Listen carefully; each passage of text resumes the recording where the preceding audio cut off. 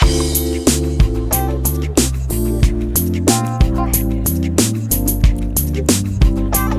love that hush when the lights go down. It's always exciting. Good evening, everybody. Thank you all for being here tonight. This is such a special night. I want to thank all our sponsors who helped make this event actually happen. And I really want to give a shout out to my buddy Andrew Fenneman, who's sitting, trying to be as incognito as possible. I think he's right there because he's the reason why we even have the show. And Christina, who's our fearless leader, executive director. She's not feeling well today, so we told her to stay away. But thankfully, Damon, he films everything and post-produces it on our YouTube channel. So Christina will have popcorn one night and she will watch the whole thing. But we have so much to cover tonight. And I wanted to tell you that as a host here, this is our 4th season. We really wanted to focus this season on hospitality because we felt like everyone talks about food, but what is the vessel through which we receive the food? It's the hospitality, right? There's back of the house, front of the house, and then there's this big bridge in the middle, and any part of that bridge crumbles, there's this huge disconnect. And so it's really, really important that the hospitality is authentic, number one, and consistent. And you can't do that if you really don't have vision and then the right people to execute that vision. But the one person here today who has done that time and time again is someone who has really become, well, she's been nominated and won Mainer of 2021, which is a huge honor.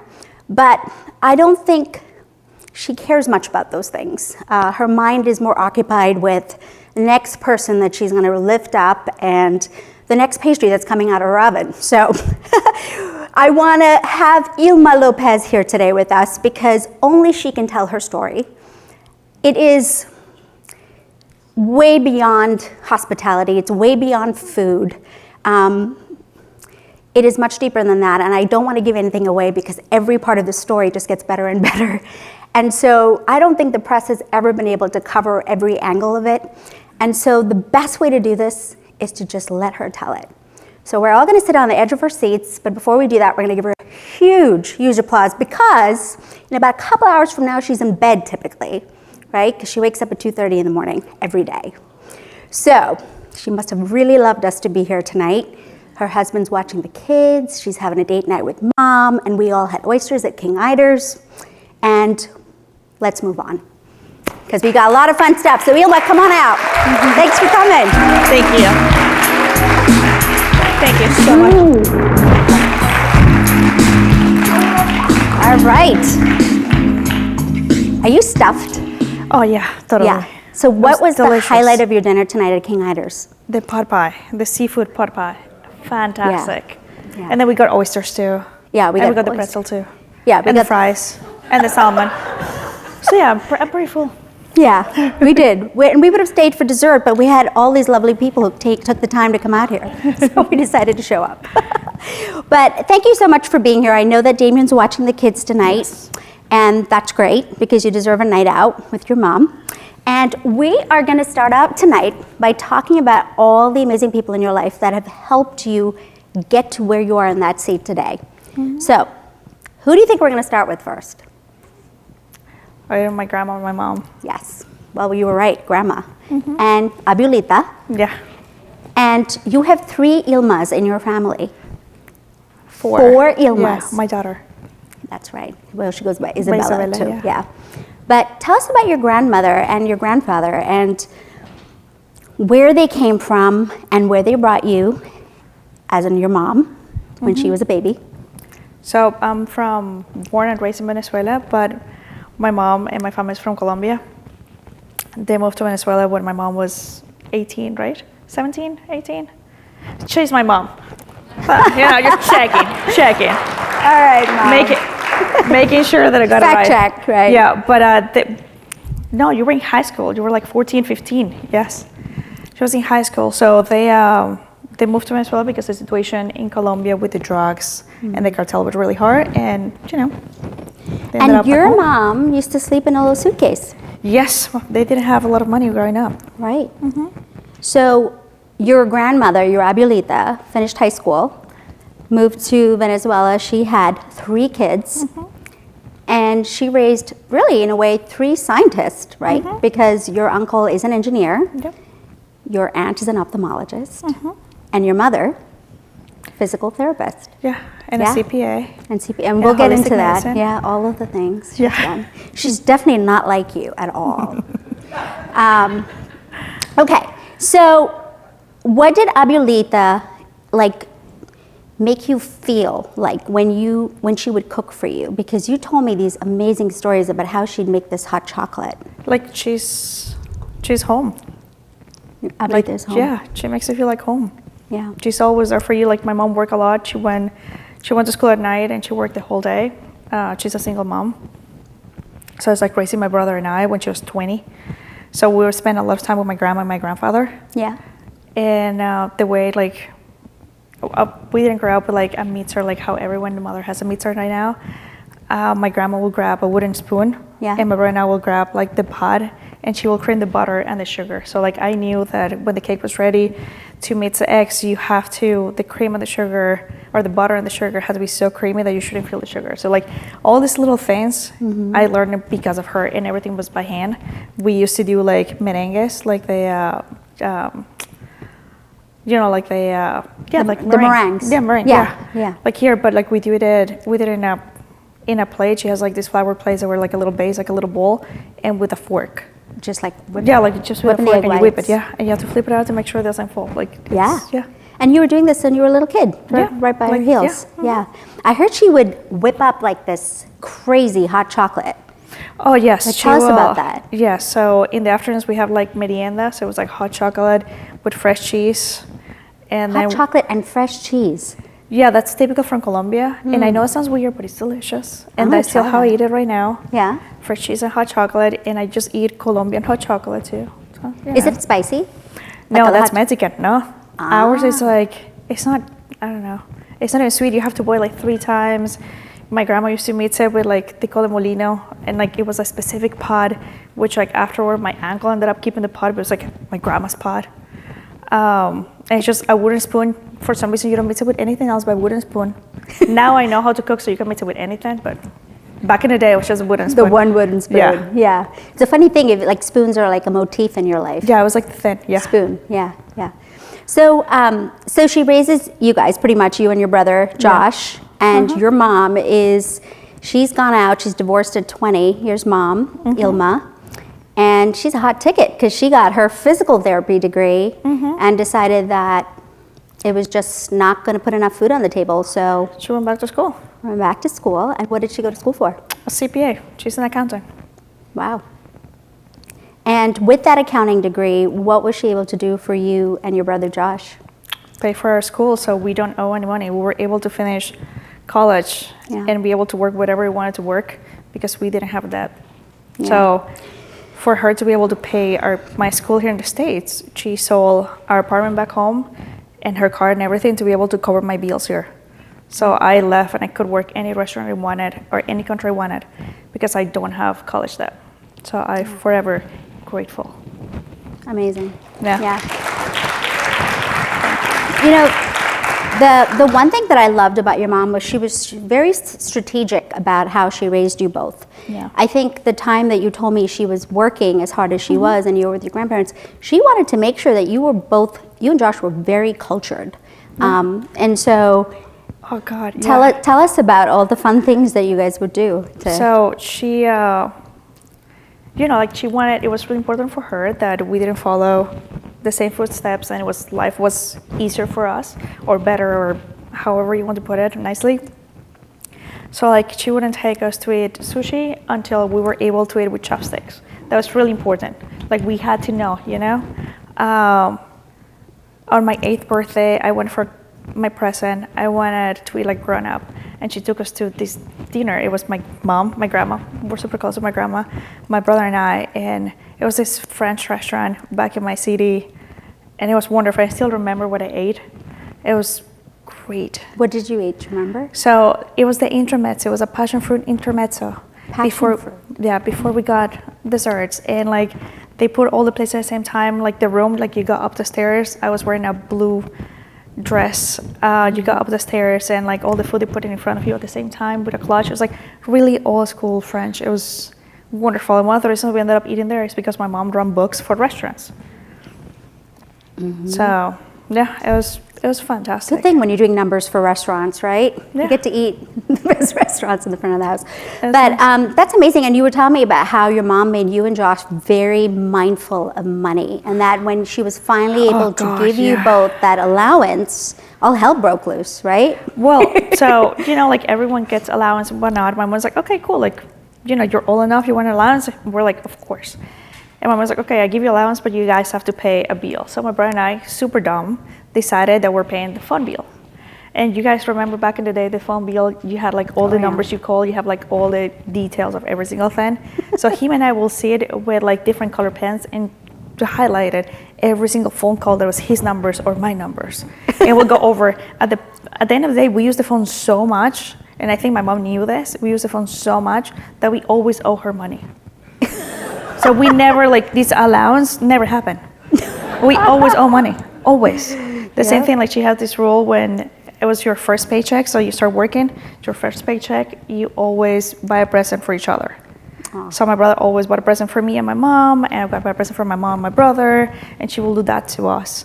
The same thing, like when she had money, she will be like, hey, I have enough money to buy like a pair of shoes or whatever it is, and him and I will decide who needs them the most. So like my childhood was wonderful. Yeah. Wonderful. And it's a lot of things that I know now that I didn't know growing up. Like we will share a Happy Meal in McDonald's, and I thought like, oh, my mom wants us to share everything. But now I know because she didn't have enough money for all of us to eat. So it's like little things like that growing up, she painted as like we share. So therefore it was one meal and everything's like sharing. And now that I know it's because it wasn't enough for her. Yeah. Yeah, our vacations. I loved when you told me how she'd feed you before you go to the restaurant. Yeah. Just so that that's cheaper, guys. Very smart. Yeah. I'm taking a lot of notes with your mom. But so it's amazing. So your mom basically, when did this shift happen in your life? Because you wanted to go to school for science, right? So yeah, I wanted to be a nutritionist, school, right? Nutritionist. And in Venezuela, there was this one universidad, I guess the one big Harvard of all the schools there. Yeah, so like my family, coming out from like my grandfather, my grandma, they didn't finish the school. You have the three of them, my uncle, my aunt, and my mom. They have like all these degrees and they're super smart and blah, blah. So like, of course, my brother and I are like the first generation. And you have to go to a good school. Yeah. And so we applied for semi-university. We ended up going to the same university. He is an optometrist, and I went for nutrition. Oh, I hated it. I sucked at it so bad. It was so hard. It was so hard. Like, I in theory, it was like, oh, cool, because I loved going to hospitals with my mom and my aunt. Like, I thought that was pretty cool because that's how I grew up. My mom will see patients and everything because she worked every single day to be able to, afford food and everything. Mm-hmm. We will wait for her on the therapy room. And my brother and I play with like the stairs, the dough. We will saw everything that a patient needs for therapy. We will try all of it because like we spend a lot of time in there. Yeah, a lot of time. Like and then when she was a CPA, I will take naps underneath her desk, right? Growing up, because she worked a lot. Yeah. So my brother and I will, when she was in the office, when we got fancy, we got to go to the office. Him and I will play on the phones. We'll each other like sit in a different desk and we'll call each other. Play Office? Yeah. Yeah. Office is always big shot. I always feel like we're in big shot. Yeah, you're like, wow, you're super cool. Yeah. So when did the shift happen that you were like, okay, I despise this and I just want to go cook? When did that happen? Did you remember when that happened? Yeah, she got me a tutor because I couldn't do biochemistry. Yeah. She got my tutor and I couldn't understand anything. I was like, this is like awful. Like you feel dumb because you physically can't understand anything. Yeah. And I always loved to cook. We found this school back home. They gave you classes to be to be a chef. And I ended up going to the school. When I was going to university in the morning, I would go to school in the afternoons. And I loved it. It was wonderful. Okay, so your mom made a deal with you because in your family, you will all graduate and get a degree. It doesn't matter, yeah. That's like base, right? So what was the deal you made with your mom? So she asked me that I was able to drop out if I can show her that I can finish school, take my classes, and work in a restaurant. If I was able to keep up that for a year, she would let me drop out. Yeah. And so what was your schedule like? What did you do for a year? Just go to school in the morning and work at night, and she will pick me up in her PJs from the restaurant. Seriously. Yeah. And when did you study? I mean, obviously you didn't care about nutrition anymore. You were just placating your mother. No, but you have to have good grades, otherwise she knows, so you're slack enough.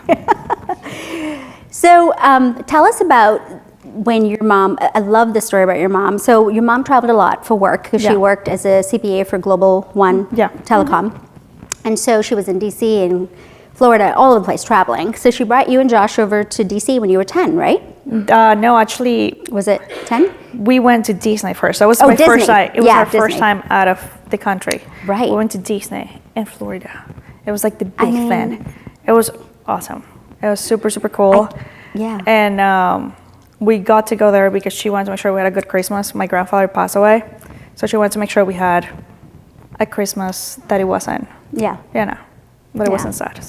So when did you get to, you said at 16 your mom sent you to Calgary, right? Yeah. Which is so random to me because like in those days Calgary was like, what? Where? That's the thing, like nobody spoke Spanish. So like my mom, for her, like, so I grew up with, you don't have the latest shoes, you don't have the latest stuff, but you have to have education. It wasn't questioned. You had to be educated because as she said, that's the only thing you take with you to the grave. Education, you don't take anything else. Yeah.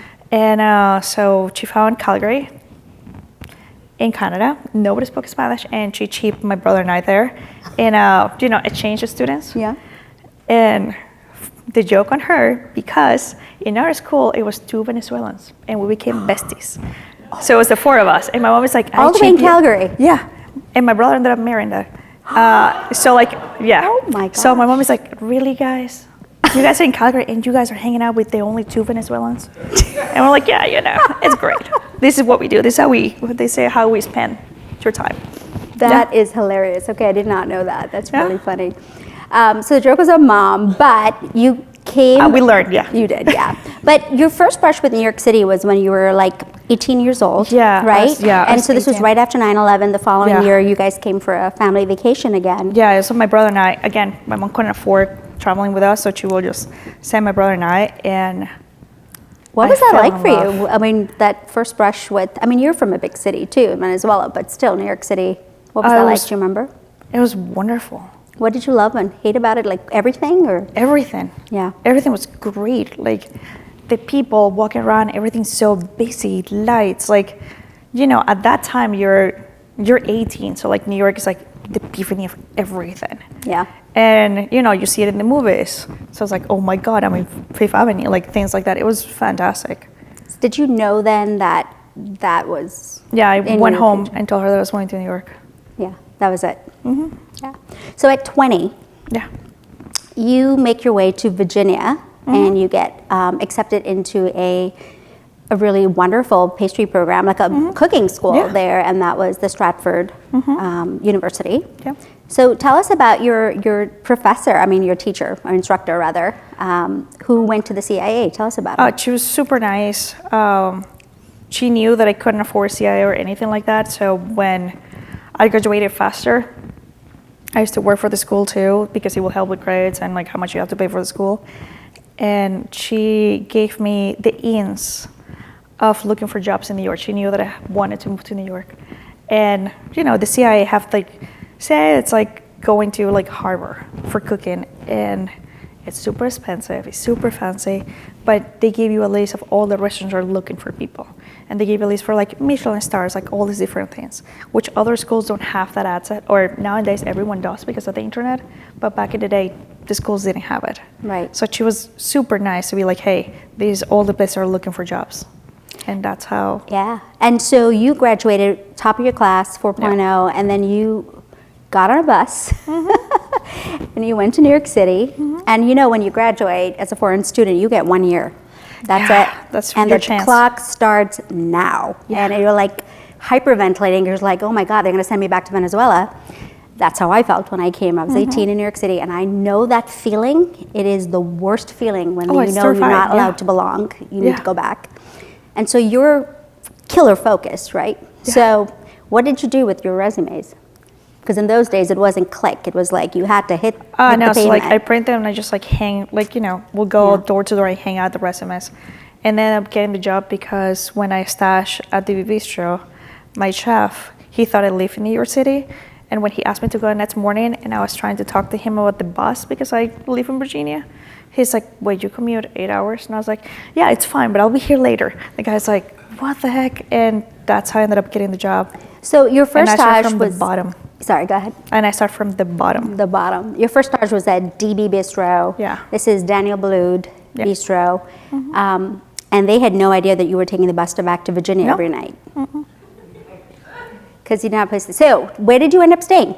So finding a place. So no, I ended up staying with this girl I never saw before, another Venezuelan. So I went, in the school, like somebody's like, oh, one of my friends live in Roosevelt Island. That is an island where used to be asylum. So in Roosevelt Island, they were changing it, and they're like, you can stay with my friends. So like I literally ended up meeting this girl at 42 Street, like right in Times Square, and she's like, hey, come over, like, I think like now I think back and I'm like, no way I will ever let my daughter do this. Like seriously, like I will go with a stranger in the middle of the nowhere, no way. Yeah. So I ended up going with her, and the best thing she did for me is she actually gave me clean towels, and she's like, go and take a shower and rest. That was the nicest thing. Oh. I was like, oh my God, this is perfect. And I stayed with her for like 2 weeks, ended up finding a room in the same building. So ended up moving to the building, and then your mom came to visit. Oh, and she hated it. And all the drama started because she was not happy. No, because it was a little room, and I remember my mom crying. I'm thinking I'm living like a queen, and my mom's like, oh my God, this is the worst. But, it's New York, and I'm excited and love my job, and everything's great. Yeah. But yes, seeing it from her point of view, working so hard, and yes, like, looking back, I get it. Yeah. But I thought it was awesome. Okay. So tell us about the day you met your brother Josh, when you guys had this conversation about your family history, and you had this revelation about your mom and your dad, and so like what an upstanding woman your mom was. Was. So my brother, this is how my brother and I are really close. We're best friends, and the three of us are really close. But and we make a point of seeing each other once a year or every 2 years, every time that he can come. And he was here just this past January, a couple of weeks ago. And we're talking. I get to work at 3 a.m. every day, and he's like, "Oh, I'll go with you." And I was like, "Awesome." So he started doing it. By the 4th day, he's like, "I'm going to die." And but at that point, we make jokes from each other because it's one of those things or either we're too tired, we're super dumb, something's going on because we couldn't stop laughing. And we will talk about stuff that we haven't talked in years. Mm-hmm. And so I find out stuff about my dad that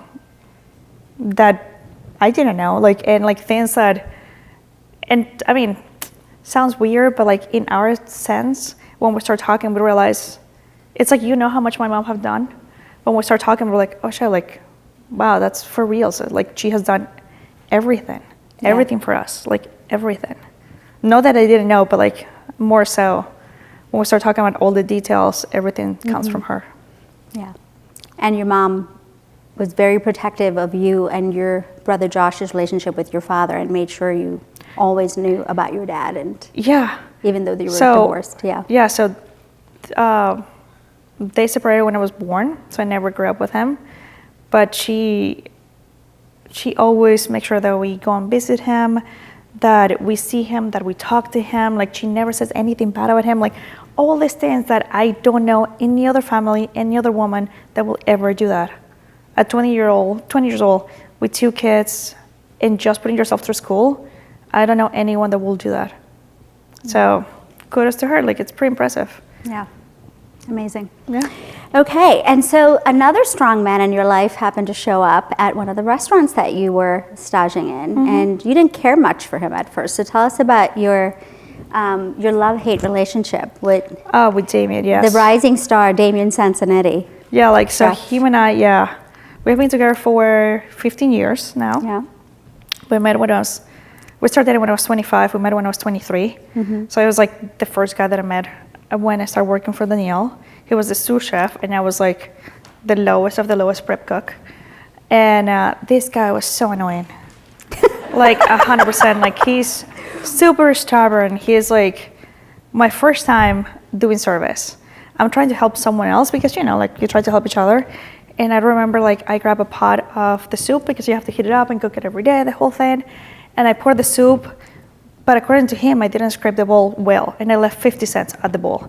He made me go back to the dish pit, pick the bowl, scrape everything really well, so I knew there was 2 tablespoons left on the bowl.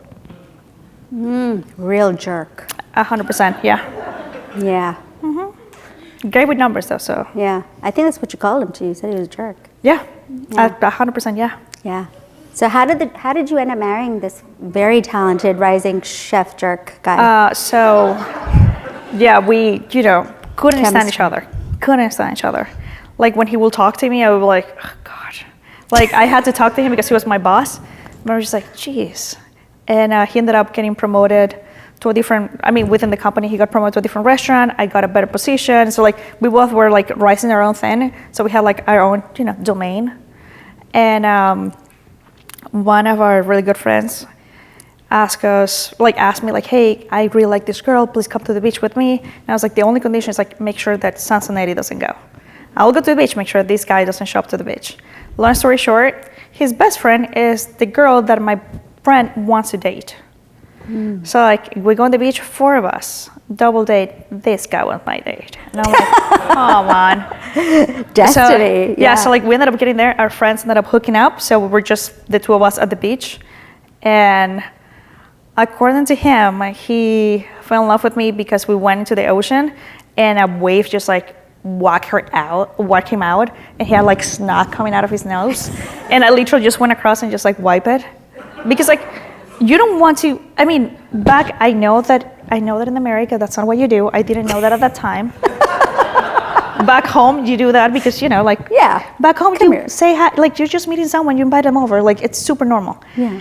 So I didn't know that you didn't do that here. And when I did that, he's like, oh my God, that's the nicest thing. And in my head, I'm thinking, I was like, do you think I'm going to talk to someone that has a snot in your mouth? Like, gross.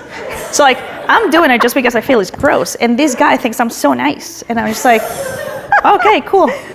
And then, afterwards, we just started talking.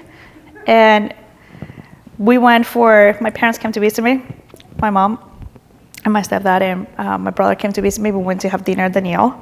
That's one of the perks when you work in a company, and they're so good with you. Yeah. So we went to have dinner. It was great. Damon comes out to say hi to them. And my mom is like, oh, you like that guy, and he likes you. I was like, gross. That dude? No way. And, I'm super, like, born and raised in Venezuela. It's really important for me to keep, like, the lineage. So it's like, I'm not getting married to an American. Like, Mom, come on. Here we are. Yeah. Here we are, but here you are with 2 beautiful kids. Yes. Ilma, number 4, Isabella, and Enzo. Enzo. Yeah. And for privacy reasons, we're not going to show too many photos of their faces, but they are adorable, 10 and 2.5. Yeah. And love food. Yeah. Yeah, they do. Of course. So it's interesting. You have Sansonetti, this is Italian. Yeah. And you're Venezuelan, and you end up having this crazy chemistry. Yeah. And then you have this history that we're going to talk about in just a minute. And he makes arepas in the mornings for us. He cooks more arepas, like, at my house than myself. What's an arepas? It's our typical food back home, back in Venezuela. What is it though? So it's a corn base. Like, think about, like, some countries call it pupusas. So it's like a corn base.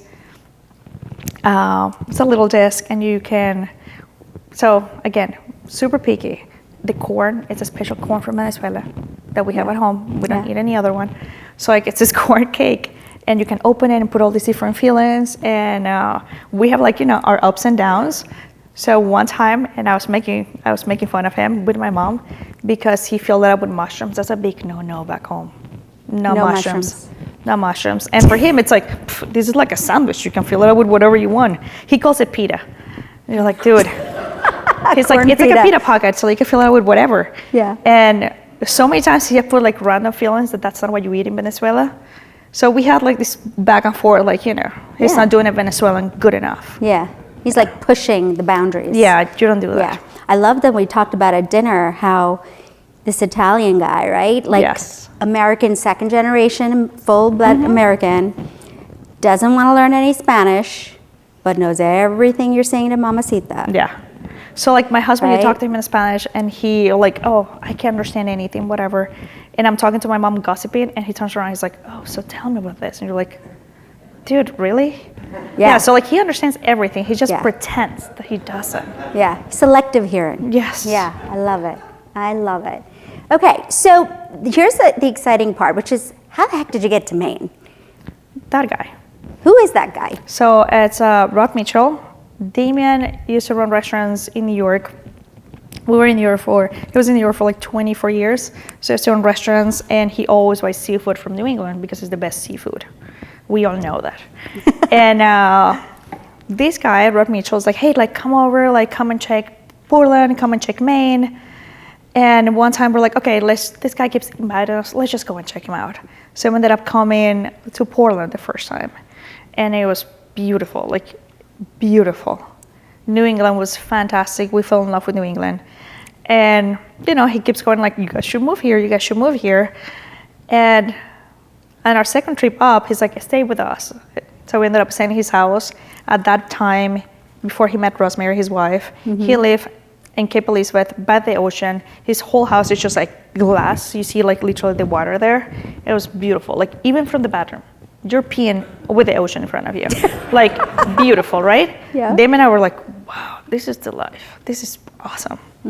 Then my first story with him, it's, you know, like he owns Brown Trading Company. So he owns a caviar and a seafood company. He's the king of caviar. Yeah. He pulls a tin of caviar and he's like, oh yeah, let's eat caviar. So of course, Damon and I were like super conservative. And we're already thinking like, oh my God, tomorrow we're mixing it with eggs and we're doing this. We're thinking this tin like lasted for the 3 days that we're going to be here. So we don't want to eat too much. Also like, you know, you don't want to seem desperate either. So anyway, so like we're eating and afterwards he's like, hey, do you want any more? And we're like, no, it's fine. I'm not joking. He grabbed the tin, puts it down and called the cat. And we're just like, what? Like seriously. Be that cat. Yeah, Damon and I were just like, you're kidding, dude. There goes our eggs. Like, you know, like, what the heck? And you're buying it at Boulud for like, I don't even know how many $100 an ounce. Yeah, like, and at the restaurant, like, you know, you put a little bit. Like, you have to be really cautious about it. And you have a special spoon so you don't contaminate the caviar. Meanwhile, this guy is eating it. And it's like, wow, that's crazy. And then he's like letting us, you know, meet his friends. The next day, we ended up having lobster bake with Linda Greenlaw. Wow. So if you guys don't know who she is, she's like the lady. She's awesome, like my mom's height, super nice.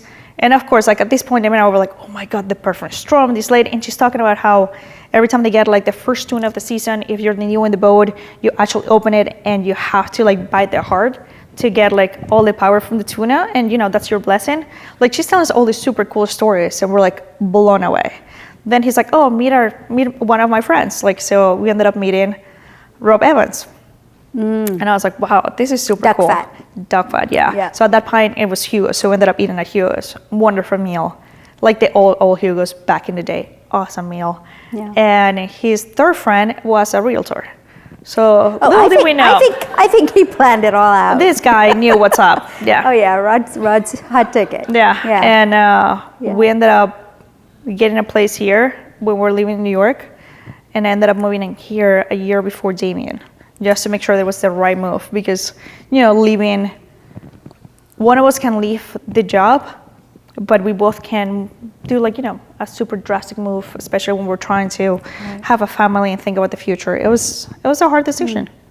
I love that story about you and Damien, how you guys had this fight. And the reason I want to bring this up, because it's very important for us as women not to lose our identity in a marriage or because we're not citizens, to feel like we're marrying somebody to get citizenship or any of that. You really hold on tight to that.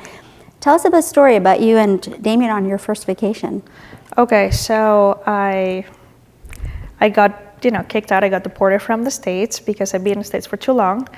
So I remember I went back home to see my mom and like get my visa for it will be my third working visa.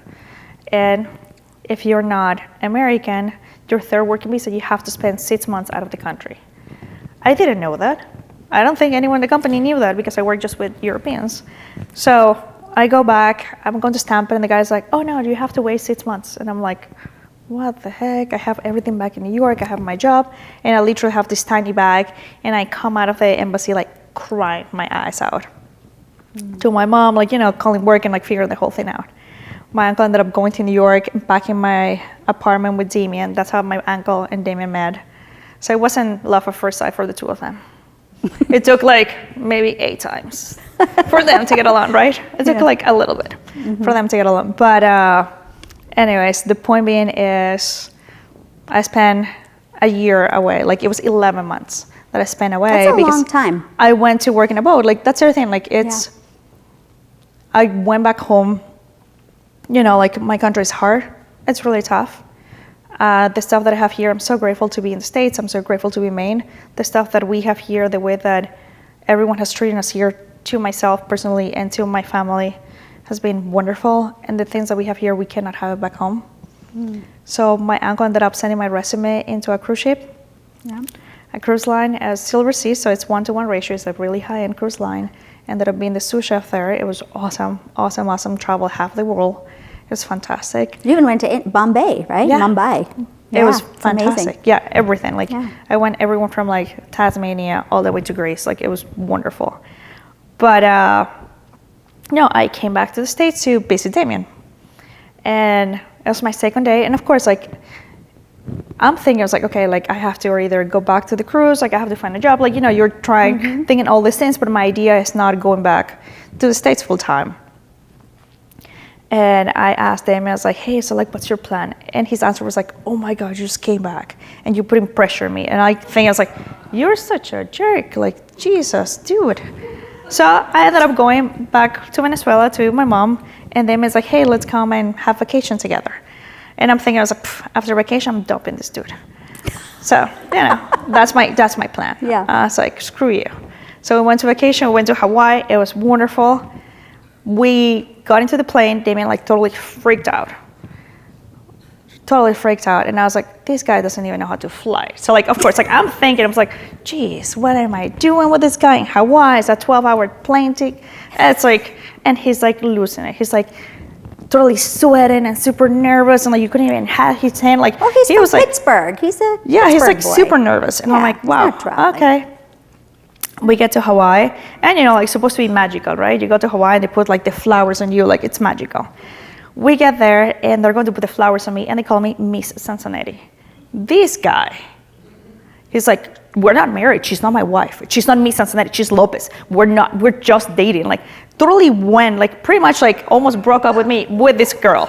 And I'm just like looking at him, I was like, dude, you just ruined my only chance to get flowers in Hawaii. Like you just, and I was like, you know, like he ruined my first time. Like, come on. Yeah. So I was super pissed. So of course, like I went to bed, I'm like, I totally hate this dude. And I just went to bed like really angry. The next morning at 7 a.m, I'm like storming out of the room to go for a peaceful walk in the beach. And he's like, I go with you. I was like, no. And like, he ended up following me. So I was like, okay, fine. And we got to this beautiful island. Like it was like a little, you know, pathway in a little like secluded place.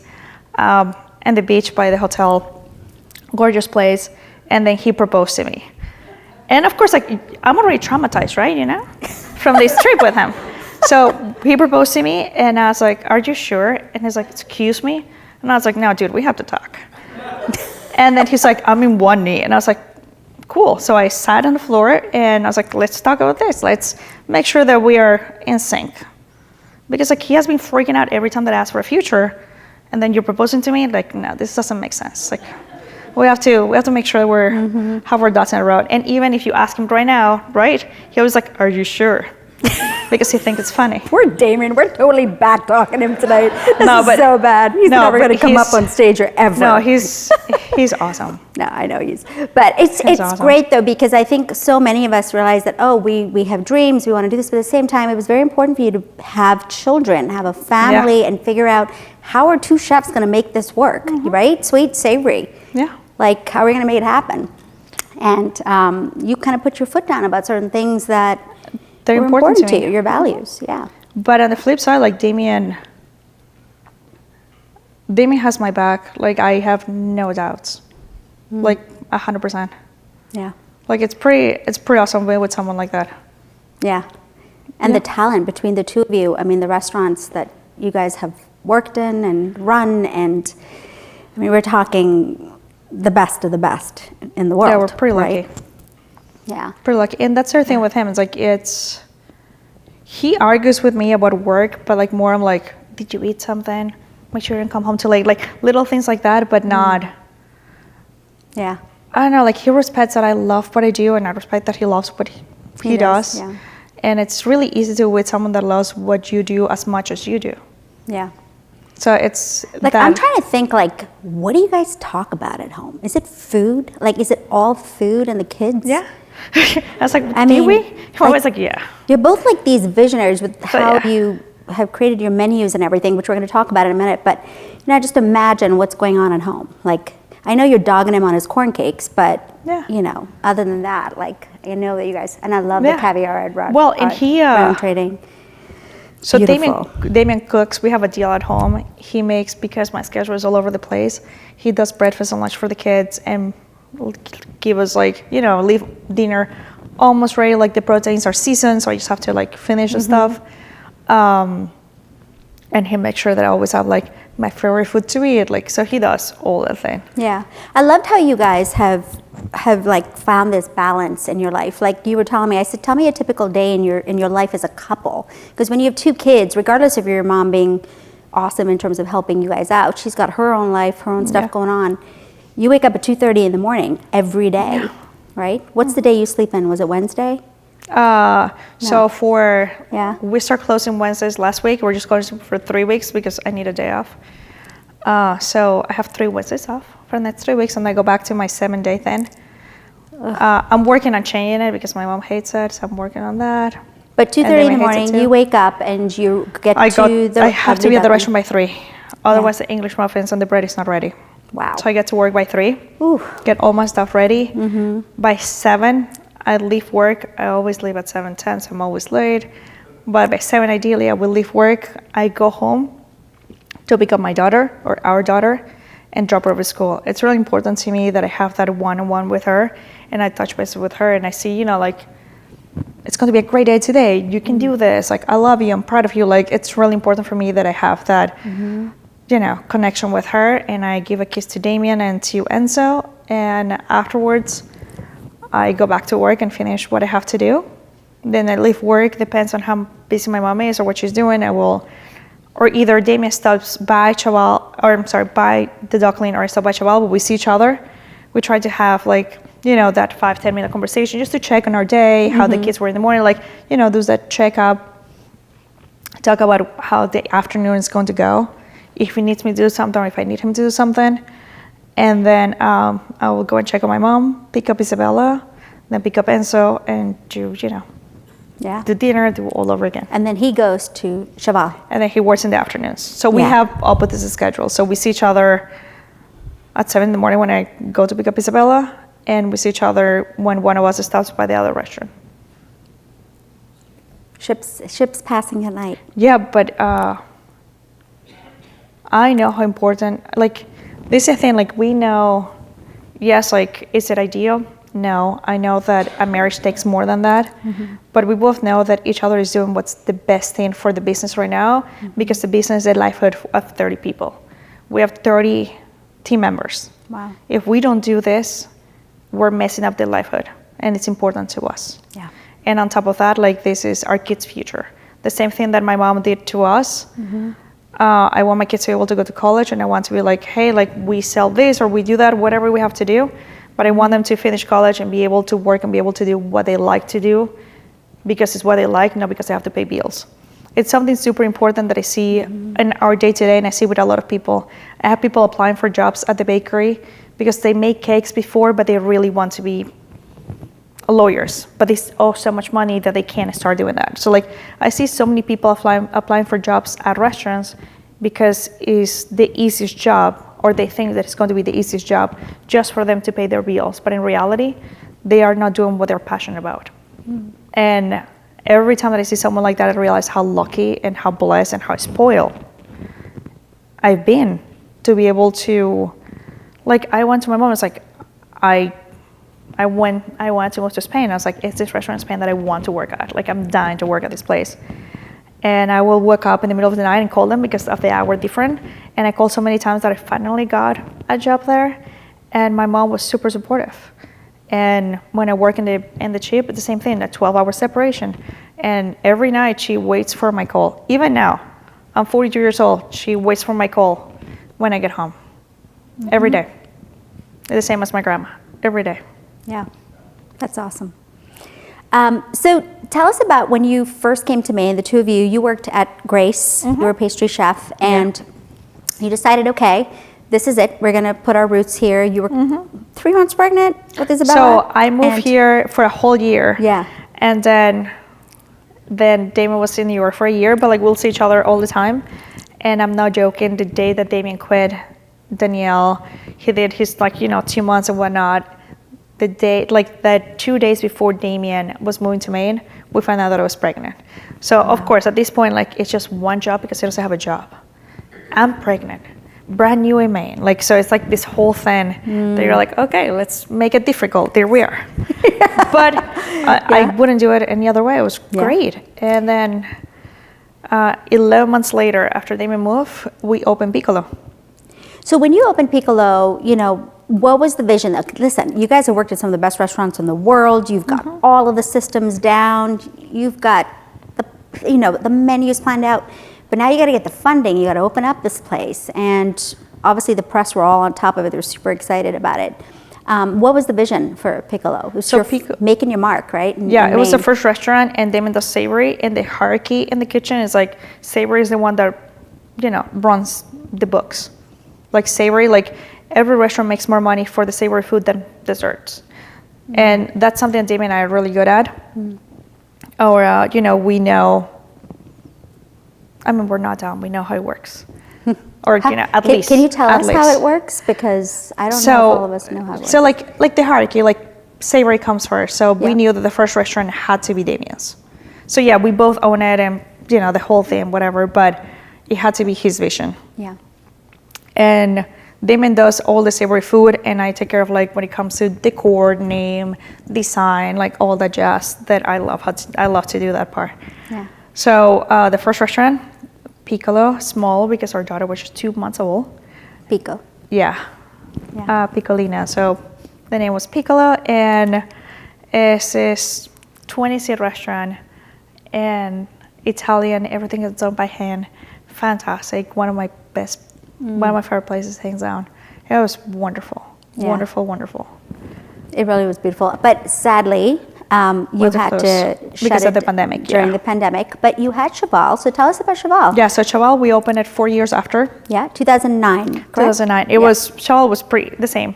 Chaval means toddler, means kid. Isabella was 4.5 at that time. She names all her restaurants after her children. Yes. I have a theme. So the joke is my next one's going to be the college funds, because my kids are growing. But so anyways, Chaval, it means kid. Isabella was 4.5 when we opened, and Chaval was okay, now this is ours. Yeah. So it has to be our vision. So it's Spanish because I spent time in Spain in my background, and it had to be French because that's how him and I met. So we have our menu is French and Spanish. It's the meats of both of us, and it was the same. Awesome, super fun. Yeah, both restaurants are fantastic. What is the food philosophy behind Chaval? Because obviously we're looking at this big, enormous mushroom that's actually half the mushroom. It's actually even bigger. So we have a lot of foragers that are stopped by the kitchen, and we buy a lot of things local, a lot. I've seen entire pigs that you guys use snout to tail. Yeah, everything. So tell us what you would do with a pig, for example. So with a pig, we make a whole menu based on our pig, but the way that it works is how fast Damien is working. He's the one that breaks out our animals. Yeah. We buy everything.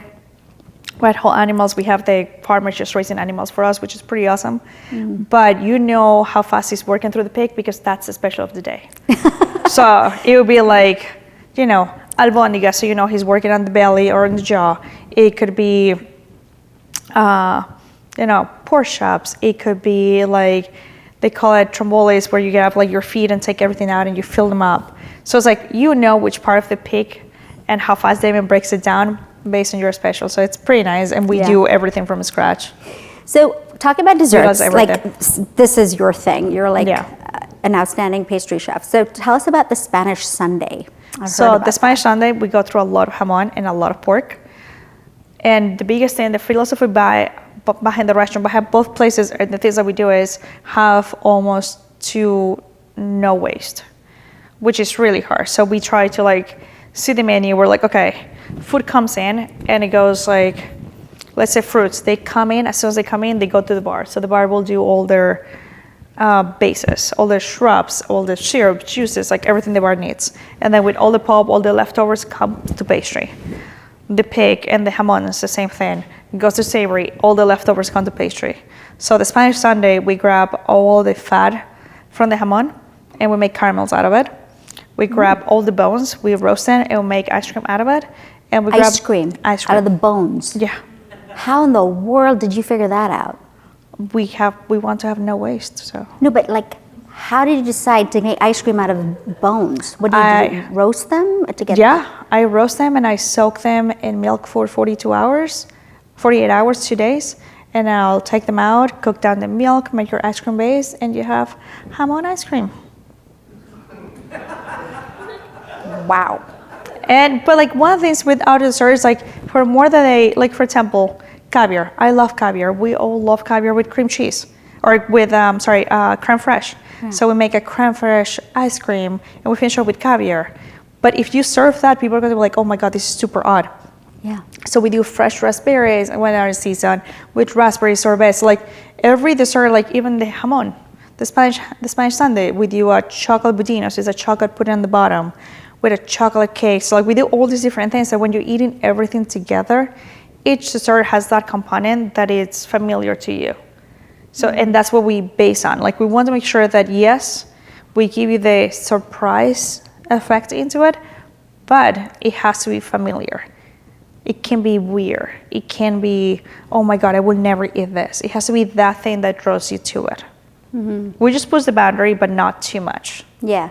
Just enough. Yeah. Ham bone ice cream is the limit. I don't know. No. Yeah. No. We did a white asparagus ice cream, which is delicious. Which one? What ice cream? White asparagus. White asparagus. Yeah. That sounds amazing. It was really, really good. How did you figure that out, and what did you want to do with it? So with white asparagus, what people don't know, they're really, really expensive. It's a really short season. We use them in savory. Again, the leftovers are usually the peels, the skins, right? So we dip the skins in milk, but you have to do it just for 24 hours. More than that, and you make ricotta.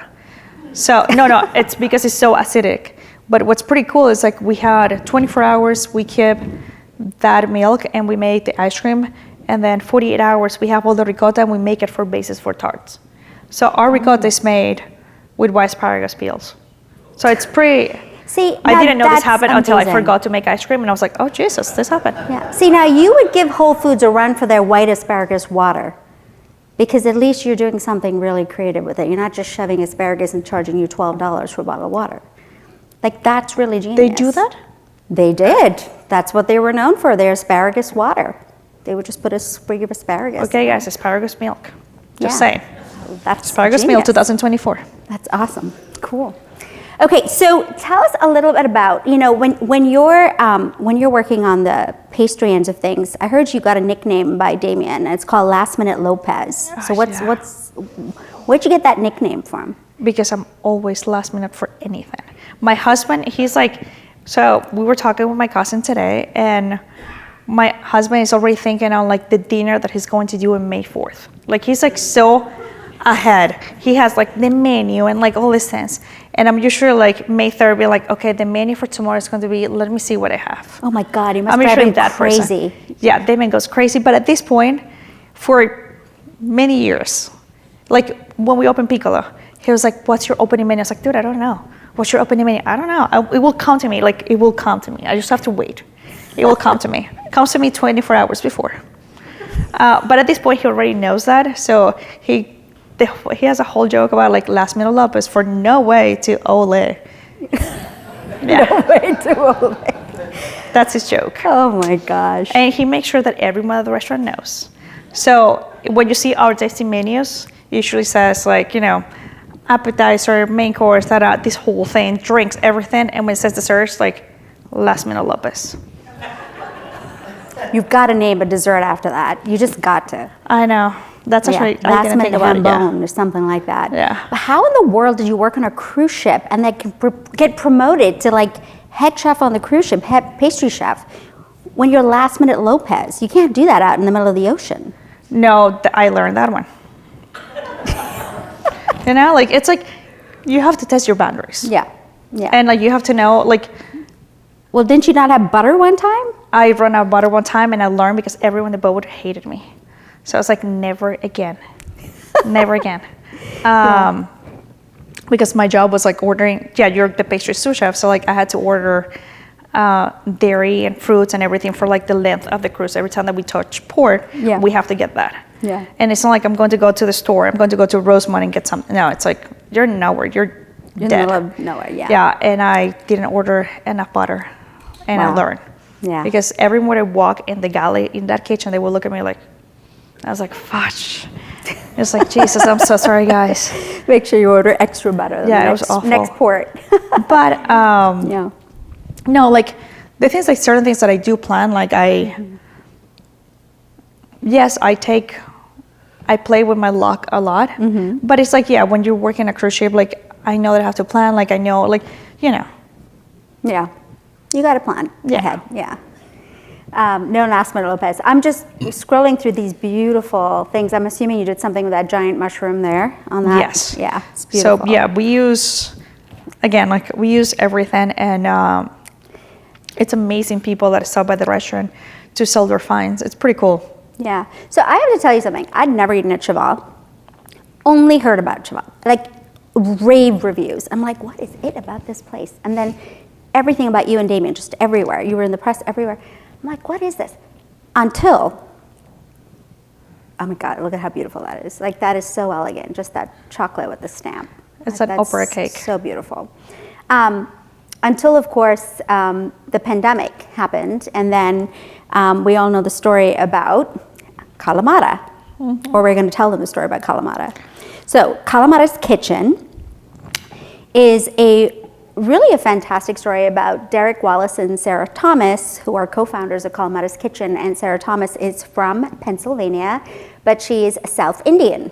And when she was a little girl in Pennsylvania, she wasn't first generation. I think she was not born there, but she would open up her dabba at lunchtime, and it would be full of dosa and sambar and chutney and idlis, which she's South Indian.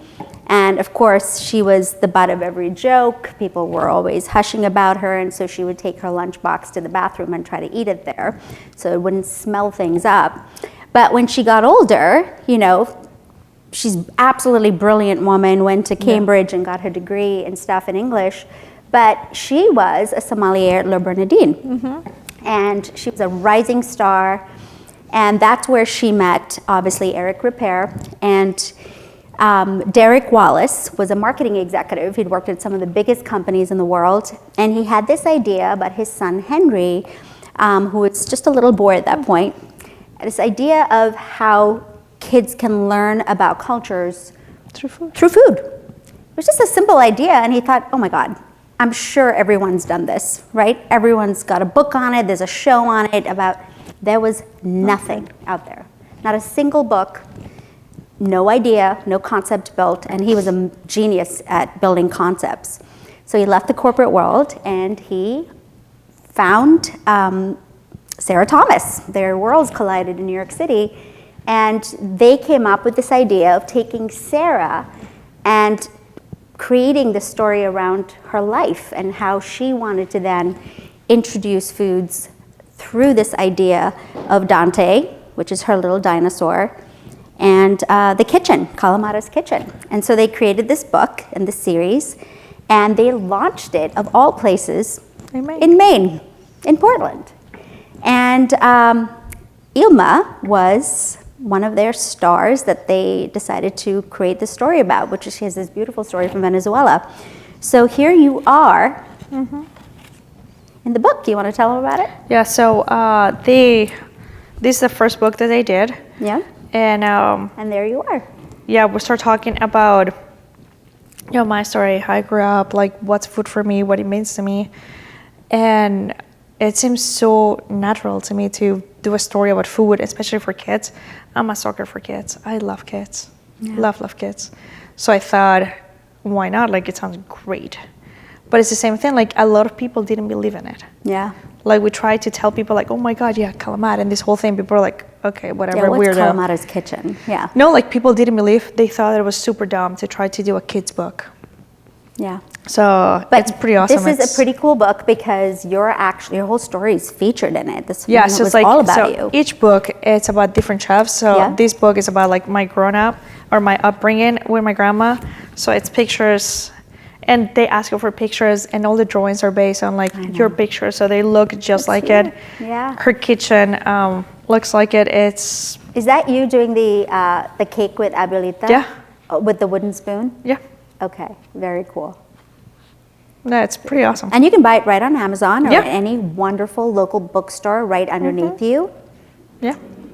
That will have the whole series. And I'm sure you've probably seen it. But it's so cool that you were one of their big showcased chefs. But anyway, so Derek's just a funny story that I'm going to tell you. And I know that this legend has been out there that my son only eats chicken nuggets and has for the longest time, which makes me very, very sad inside. But one day he will 360 flip. I know it'll happen. But for now, here is Justice and I. We were invited to do the Kalamata kitchen shoot for Taste Buds, but they developed this really cool idea of having taste buds for travelers, for little kids. So if you go to different parts of the country, there's an entire restaurant apps built by Kalamata's Kitchen where it's all kid-friendly food. And what does that mean? Kid-friendly, it means your kid can eat anything, not just chicken fingers. And of course, Derek and I made friends on Instagram with my stuff that I was doing in Mumbai to Maine, and we connected. And he reaches out and he says, you know, I would love to have Justice come do a photo shoot with us for Taste Buds. And I wanted to say, no, you don't. Because he's only going to eat chicken fingers, and I know that Chaval does not serve chicken fingers. But you know, that was an important moment for me as a mom, because I thought, I'm going to take this moment to throw him into the most uncomfortable environment, put him on the spot, and let's see what happens. Because with me, he's in this comfort zone where he's only going to eat what makes him comfortable, and he knows I won't pressure him. But here, he was on the spot. So he leaned in with his fork, because it says, mind open, fork ready. And he went for it. He looked at everything, and he had never had a burger before. And of course, they gave him your legendary burger, which even I couldn't get my mouth around. I saw it come out. I'm like, oh my God. And he went for it. He held it. Look at him go. He ate the whole thing. And of course, we chowed and finished it. But I have to tell you something. Derek ordered pretty much everything on the Chaval menu for that shoot, and it was on the table. I have never in my life, and I've eaten a lot of good food, licked the plate with my fingers. Like, this is Derek, Michael, myself, and Jess is just looking at us like that, licking up every sauce. Like your sauce, I don't even know how you get those flavors, but the fact that you can make ham bone ice cream, I know it's going to be good. Thank you. I'm just going to try it because, I mean, seriously, it's amazing. Thank you. So this is a throwback. It's a fun moment. It's actually where you and I first met. I don't think you knew who I was and what I was doing in the kitchen, but it was Melissa Kelly's Diva Dinner, her 20th anniversary, and MK had lined up the best of the best chefs. Yes. Nancy Silverton, I mean, they're all there. And she made it a point to have you there, which made me very proud to include you in it. Yeah. And every single one of you cooked a course in this insane dinner, and whoever got tickets to that, it was crazy. But I told Melissa I wanted to be in the back kitchen for the entire night and watch all the madness. And do you know what happened? Nothing. Each one of them were so quiet. And I was like, how is this possible? It's the complete opposite of what TV and kitchens are and the bear and all that. I'm like, you don't even say a word to each other. It was like silence, the sound of silence. You could hear a pin drop in the back kitchen. So I had a blast because I got to hear some amazing stories from all of you, but you made a beautiful dessert that night and had saffron in it. I just don't remember the details. Do you remember what you did exactly? So it was a tart, but the biggest thing is like, obviously, Ms. Kelly, everyone is bringing like different flavors to it. It's her anniversary. To run a restaurant for 20 years, to run a restaurant for 3 years, it's a lot. To run it for 7, it's a lot. To run it for 10, Jesus Christ. To run it for 20, it's and now 25 this year. Yes, but like that's the thing. Like to me, it seems super cool, but also I have my moments when I'm like, who wants to buy it? Like seriously, like it's a lot of work. Yeah, it's a lot of work. You put so much of yourself on it, and a lot of people don't know about it. And honestly, like back in the day, running a restaurant was way easier than nowadays. Nowadays, with social media, makes it it's easy because you get more reach, so people know more of your restaurant. Also makes it really hard because before people will talk to you, now people go to social media. So that part, that like intimacy of knowing like exactly if you have a good experience or not, it's off the window, and that makes it really tough. So how do reviews affect you, or do they? Do you even read them? Yes. Because I read all the reviews all the time, but I'm sure you've seen some doozies once in a while. Just people just want to give you a little stinger. What was the worst one you read? So this was yesterday, actually. Okay. Cool. I have one, and the lady compared the duckling to a high-priced Dunkin' Donuts. Ooh. That's so rude. Slam. Yeah, that was like, slap in the face. And it's hard. It's hard because part of me, it's like, I totally respect if people don't like it. I respect it, but at least talk to me. Yeah. Like tell me like, hey, I want this or I want that. Like tell me something. But when you say it online, it's hurtful. It's hurtful because you're not giving me a shot to get better, because the criticism is not being constructive. And I want to hear from people. Like I want people. It's not like I love when people come and be like, oh my God, I don't like this. But like I love when people have the courage to be like, you know what, like I think the sauce wasn't for me. And then we can have that conversation and be like, okay, kind of gave you something, like this is how we make it. Like I want to have that conversation. Like I want to have a shot of making you happy. My job is to cook and make you happy. The way that we see it and the way that we run a restaurant is like, you're leaving your home to come to my home. When you come to my home, I'm going to make everything for you to feel comfortable. If I'm not living up to your expectations, I need to know. That's the only way I can get better. But when you don't tell me anything, you're going online, you're not giving me a shot to do my job. That's fair. That's the only thing. Like I just want a shot to do my job. So that part has made it hard. Plus I suck at social media, so that's a different conversation. Social media is hard. Like it's hard. Like the picture has to be perfect. It has to be the right lighting. You have to post it at this time. If you don't have this many likes, then you're not popular enough. And all the magazines nowadays, they want to make sure that they showcase a restaurant that have this many followers. They showcase a restaurant that have been in this many publications. So back in the day, actually I said this to a newspaper earlier this year, back in the day, even with the James Beer, it was all about like you cooking. Like they didn't care if you were a female or male, like it was you cooking. And I feel like more and more the awards and everything like that has been more of like how popular you are and not how you integrate as a cook. So that's hard. That's hard for me. It's because I feel that I value for how I look and not what I produce.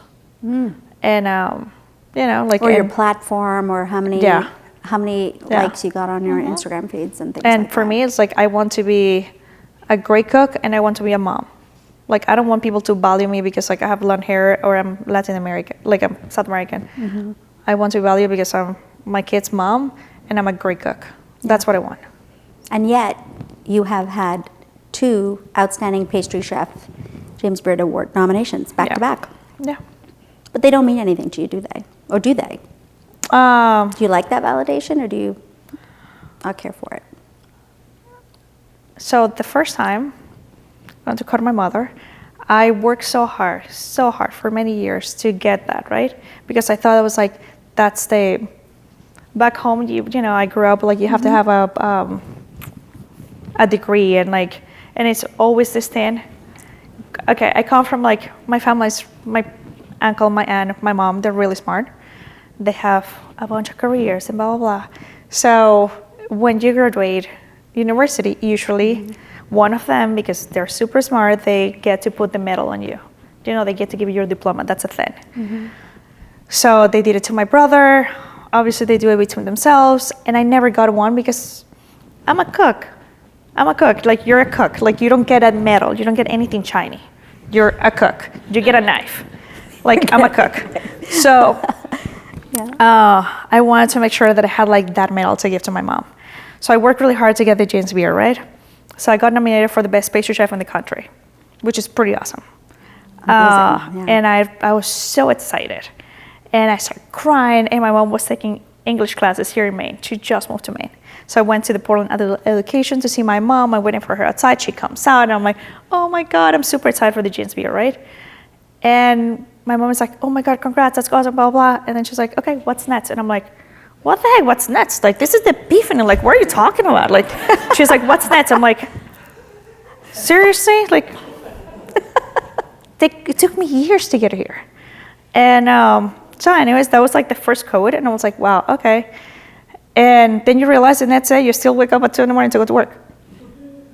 Yeah. You still try to, like, okay, I'm doing this because I have to pay this bill, but I'm moving this money from here. Like, just be or not, I still have to pay my bills like everyone else. I don't have more money. Like, everything still is the same. Yeah. And that's when you're like, okay, it's cool that you pat yourself in the back. It's great, you feed your ego, but you're the same human being. The things that James Beard changed is, yes, besides feeding your ego, it creates this whole cloud that now the expectations for people are super high. And that's really tough to live up to, because everyone's going to criticize everything that you do.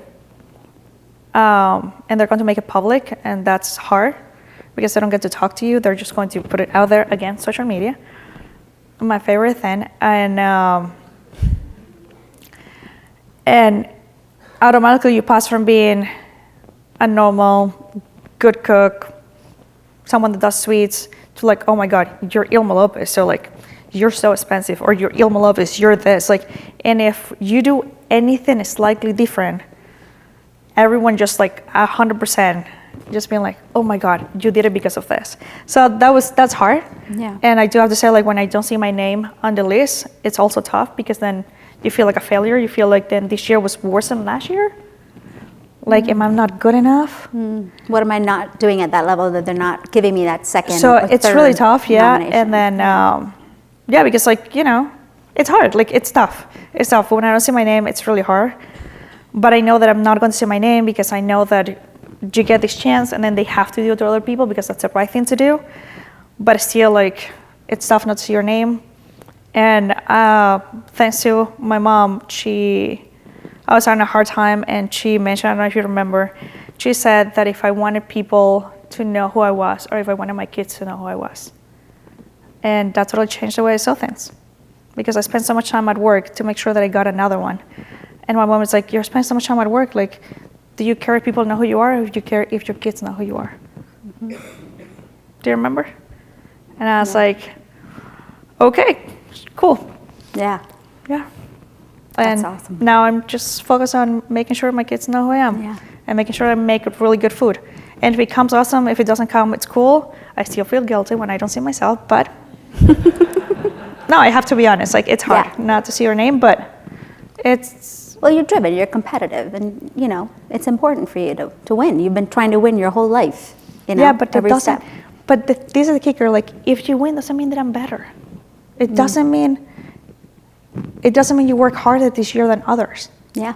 Like, if we really talk about it, like, the hardest time that I ever worked is since we opened the Duckling. Not that when we opened Chaval it was easy. When we opened Chaval, we had a whole team, and I did it with Damien. This time, like, I still do it with Damien, and Damien is doing so much because he's taking care of our kids when I go to work. But I think I'm working harder this time around The economy is not what it was 7 years ago. Yeah. The pandemic changed the way that everything goes.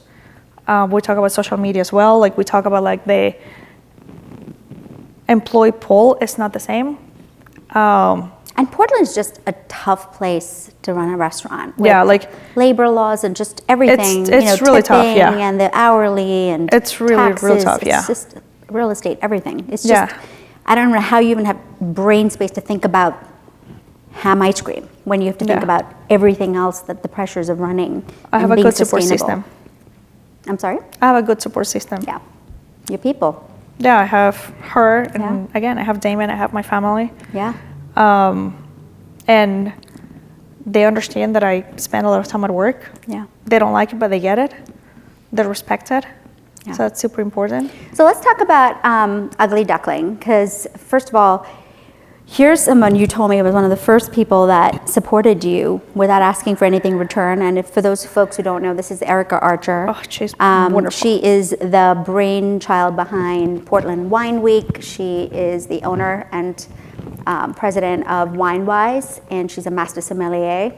And she runs the most incredible wine dinners, and she's top notch. But she couldn't be here tonight to join, but she sent me these beautiful photos of these wine sales. And if you've never been, I've never been. I went to go buy a wine sale for my birthday. It was sold out like that. I couldn't even get one. The one that you were doing in June. Please go. Like they're amazing. Okay, let's just look at this food. There's the caviar, Damien and his caviar, of course. But those eggs, I mean, oh my gosh, so this boat, working, so like Eric and I met, I think, 8 years ago now. And she has been the first female that I'm not related to that has been 100% supportive with nothing it changed. Nothing. She just loved my job or what I did for work. And she's like, oh, you should do this, you should that. And so gave me all these tips, and I just met her. And I was like, this lady's crazy. Because like, like usually like you're so used to like if someone give you something, like you get something in return. And Erica has been just fantastic. Yeah. Fantastic. And so, and you have, like we have more females nowadays doing that too. And I work with great females. But yeah, Erica has been a great person, a great partner in our, business relationship. And I know that all this stuff is probably coming really fresh. I mean, these are what, smoked mussels? Yes, so working with her, she loves wine. We love food and we love wine and she loves food. So we have this partnership when we talk and we're like, hey, the wine sales are, I don't think I ate so much and drank so much wine in a boat before, me and Erica. Like, no joke. My mom has been there and it's quite crazy, but really fun. And literally we get to give you a mini tasting menu on a boat across the harbor in Portland. It's really cool. She does the wine week, Portland Wine Week, run by a female. Everything's based on females. Pretty amazing. Yeah. And again, like she showcases all these restaurants, and the biggest thing for her, like she believes in if all of us rise, it's better for all of us. Like she believes in all of us getting better and better and better. So it's not just one person; it's everyone. Yeah. And yeah, it happens that we're really good friends, so that also helps our relationship. But I have nothing but great things to say about her, and she works like crazy. She's super professional. She's always in a go mode. Yeah. So it's easy to work with people like that. That's awesome. Well, if you haven't booked your wine sale with Ilma and Damien Sansonetti, now's your time. You know their love story. So now you can just go enjoy their food. Super romantic. Right? Super romantic. And make sure you have your lays with you, right? Yeah. Yeah. All right. So this hot pink door right here, this is your Ugly Duckling. And tell us why you named your patisserie and bakery in the West End Ugly Duckling. Again, after my kids. Who are not ugly ducklings, by the way. They're adorable. But Ugly Duckling is like the kids' book. You want to make sure it's like the kids' book, and it's all about this duck that was miserable and thought he was ugly. It was until he saw his own reflection and realized that he wasn't a duck at all. And the biggest thing for Ugly Duckling is like, I want to show my kids that the only thing that matters is when they look at themselves in the mirror, if they're happy with who they see. That's the thing that matters. Everything else is just noise. If you're happy with the person that's looking back at you, that's what matters. And it's something that I work so hard for. And I grew up with someone that constantly tells me how good I am. And when I'm not feeling super great, she always tells me how much I'm worth. And it's pretty awesome. Yeah. And I want that for my kids. So the name Ugly Duckling, when I started telling people were like, oh my God, that name is so dumb, all these things. And that also made it solidified. It's like, I'm going to prove you that this is worth it. Like, my ideas are worth it. What I do is worth it. And I want my kids to know that. Yeah. That what they do, their ideas, their value, their love, their care. But most importantly, they have to value themselves, they have to love themselves, they have to appreciate themselves, they have to take care of themselves. Like, it has to come from them. Yeah. So that's why we name it Ugly Duckling. That's awesome. And I have to tell you, I've never seen that pastry lineup at Dunkin' Donuts ever. Thank you. Thank you, guys. I mean, has anybody here seen that at Dunkin' Donuts? Nope. Hey, we love DDC. Yeah, right? It's now DD, but, like, come on. Okay, so tell us about, this is a really cool horseshoe bar. I loved my latte. I enjoyed it so much. It's all speckled Axe. I mean, this is the best. But what I loved about this is why we're talking about hospitality, right? You've worked in the finest restaurants in the world, right? Then the finest cruise ship in the world, 1-to-1 ratio, which is nuts. Spain, I mean, and then you come to Portland and you exude that same level of hospitality and detail at your bakery and patisserie that you do at Chaval, and I felt that walking in, everybody was on point, and I saw you there at the phones doing your thing, but like, they didn't know who I was. And they were so kind and came up to me. It's not like you told them I was coming, like, it was just so organic. And I walked right into the back kitchen. I probably scared the life out of this guy, and I was like, can I get that photo? So sweet. And I didn't realize until you told me today that, that he's very gentle and soft-spoken, and that he's half-deaf. He's half-deaf. He's awesome. And he was amazing. Yeah. He was so in tune with what he was doing, and he was just, like, it wasn't a thing. Like, he just was part of your restaurant, and I loved that you had, you had John there too, and you had this whole program that you were talking about. So tell us about that. So we, first of all, like, our team has been wonderful. We have a great team at both places. And I think since we opened, we all have a great team. At Piccolo, we always have a great team at Chaval, and we have a great team at the Duckling. Actually, Christy is right here. She's one of my favorite people that I ever worked with. A female in the kitchen, amazing, wonderful. She's a sous chef at Primo. Nice. She's fantastic.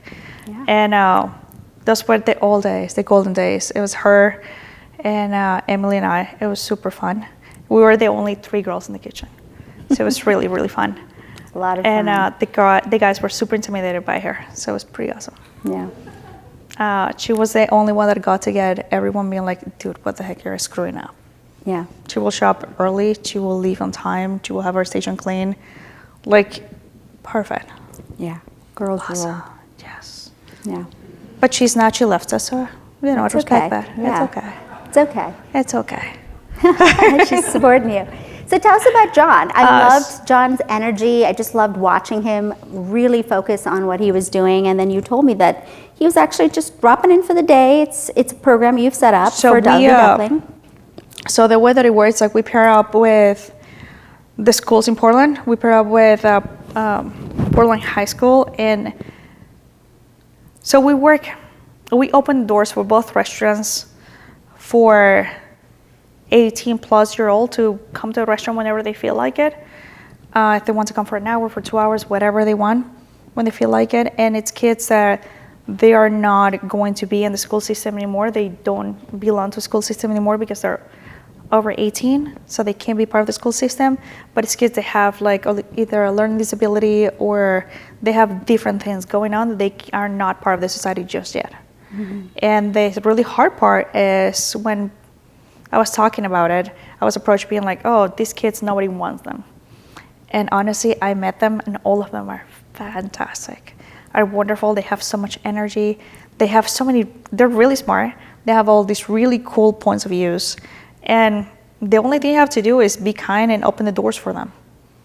Like, you just have to be open. So sometimes John comes and he wants to be a part of the team and he wants to talk to all of us. Sometimes he just wants to go downstairs and fold napkins and don't talk to me. We have 3 of them that come to the Duckling. He goes sometimes between the Duckling and Chaval. And I highly recommend all the restaurants, all their business to do it. These cakes, yes, they don't look like, people don't say they're not normal, but not all of us are normal. My mom told me the difference between me and someone else is that someone is diagnosed and the other person is not. But all of us have something. All of us are different. All of us have our thing. And it's really sad when, as a society, we don't welcome everyone equally. It's really sad how, as a society, we don't make them feel part of the group, part of us. Inclusive, yeah. And that's something that we want to work for. And make sure they feel that it's part of the team. Yeah. Like, that's the only thing. Like, dude, you're a human being. Yeah. It's awesome. Thank you. Okay. So on the heels of that, oh my God, that smoked salmon, so good. That's also from Brown Trading. Yeah, that's our salmon. So yeah, and I love this pastry that you're rolling by hand. This was you at your station. You didn't know I was photographing you at that point, but very cool. And what does that transform into? That's a pastel de nata, so you make puff pastry and then you roll it within itself.